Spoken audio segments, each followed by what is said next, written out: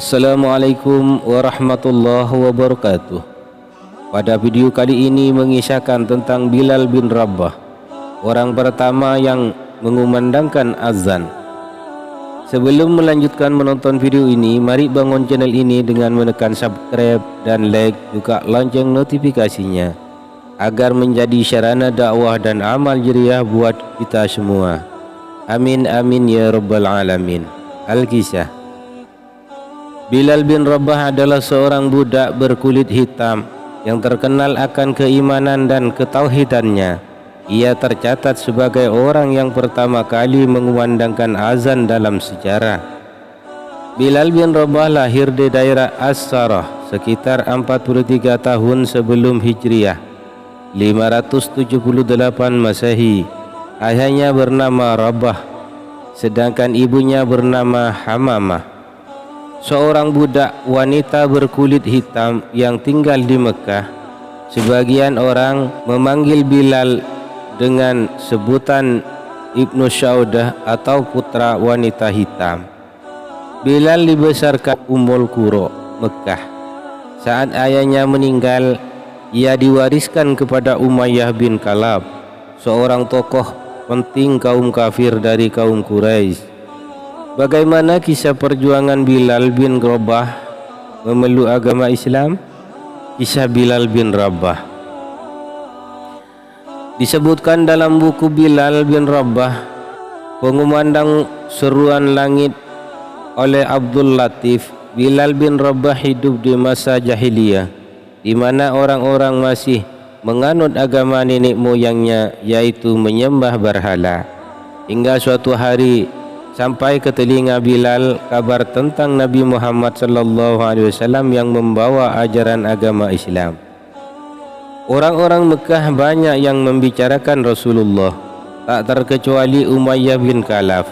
Majikan Bilal banyak yang membencinya, namun tak sedikit pula yang takjub dengan kemuliaannya. Bilal bin Rabah mengetahui bahwa mereka sebenarnya kagum dan tidak habis pikir terhadap ajaran yang dibawa Nabi Muhammad SAW. Sebagian mereka mengatakan kepada yang lain, tidak pernah Muhammad berdusta atau menjadi tukang sihir. Ia tidak pula sinting atau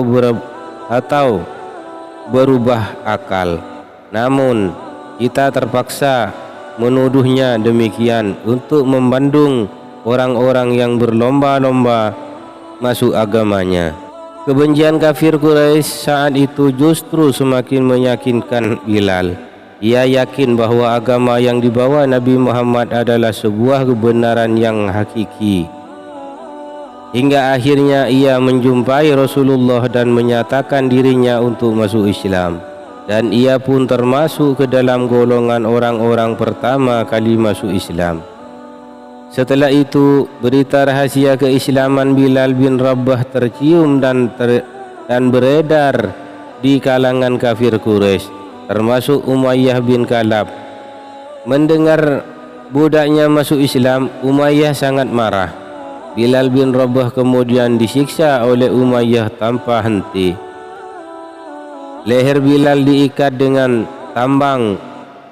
tambang kurma dan dia diseret seperti binatang hingga sekujur tubuhnya berdarah. Tetapi Bilal diam saja dengan pasrah dan sama sekali tidak memperlihatkan rasa sakit.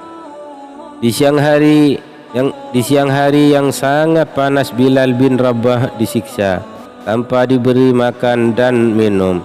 Sore harinya Bilal dibawa ke Ramda, suatu tempat yang permukaan tanahnya rata dan berpasir panas di atasnya. Bahkan jika melemparkan daging ke pasir tersebut bisa langsung matang.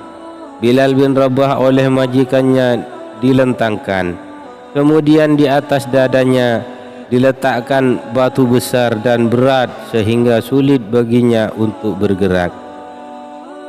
Siksaan kejam ini terus diulangi setiap hari untuk memaksa Bilal kembali memeluk agama nenek moyangnya. Bilal dipaksa menyebut Latta dan Uzza, dua berhala yang mereka tuhankan. Namun ia tetap mempertahankan keimanannya dengan menyebut kata Ahad, Ahad. Hingga suatu hari kabar siksaan Bilal ini sampai kepada Abu Bakar As-Siddiq. Akhirnya Abu Bakar pun membebaskan Bilal dengan memberikan sejumlah emas kepada Umayyah. Setelah merdeka, Bilal pun ditunjuk langsung oleh Rasulullah sallallahu alaihi wasallam mengumandangkan adzan untuk pertama kalinya. Ia mengumandangkannya dengan suara merdu. Bilal pun terbebas dari belenggu budak yang selama ini mengikatnya. Ia selanjutnya